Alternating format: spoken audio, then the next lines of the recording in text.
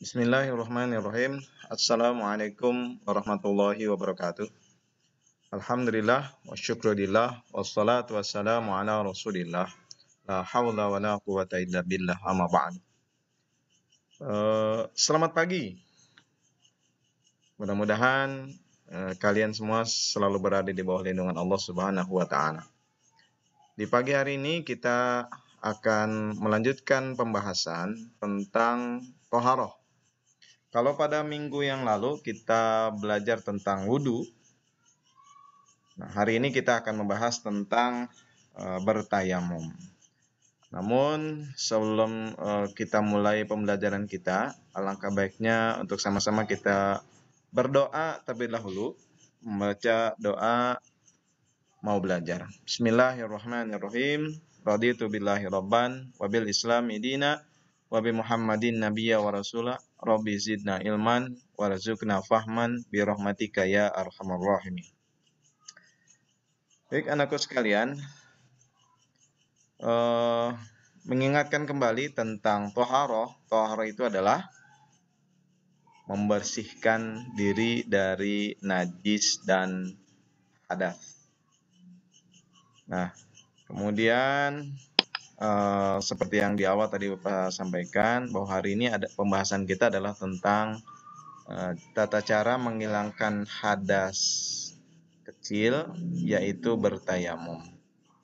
Sebagaimana yang telah kita pahami bersama pada pekan yang lalu, bahwa hadas itu adalah keadaan tidak suci.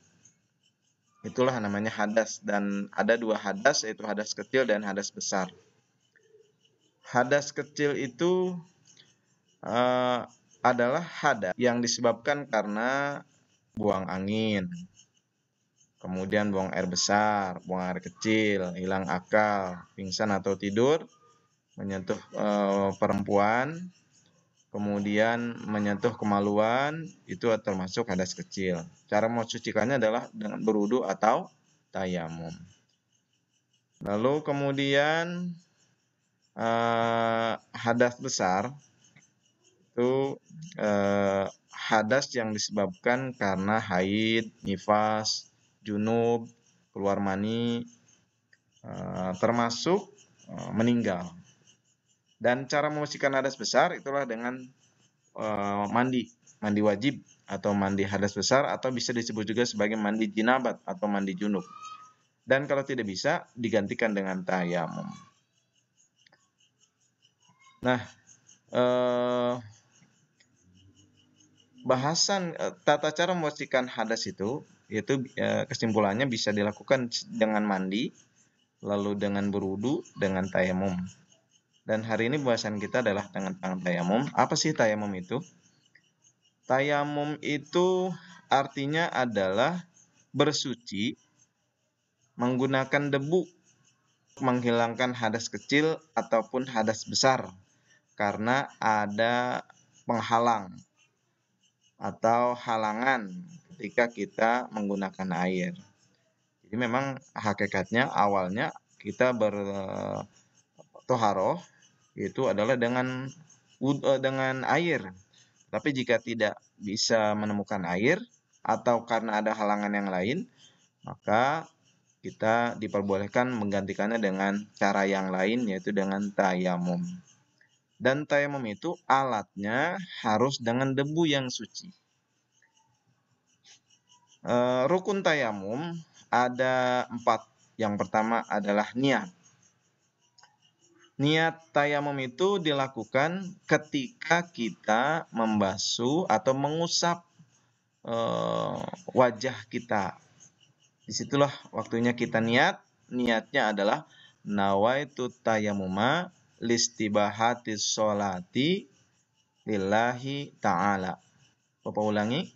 Nawaitu tayamuma listibahatis sholati lillahi ta'ala.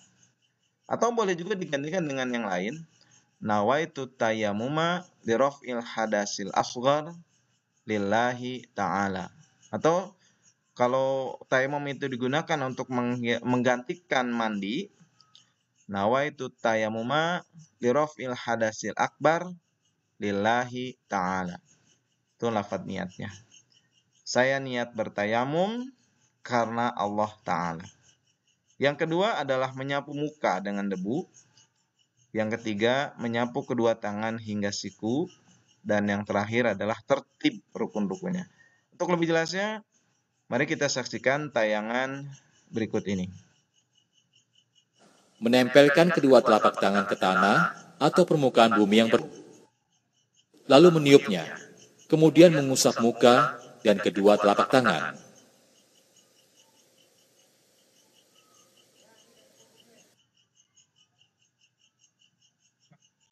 Demikian tata cara bertayamum, mudah kan? Jadi hanya mengusapkan muka satu kali, kemudian mengusapkan kedua tangan hingga siku sebetulnya. Jadi ada dua pendapat. Ada pendapat yang harus sampai siku dan pendapat yang lain cukup dengan sampai pergelangan tangan saja.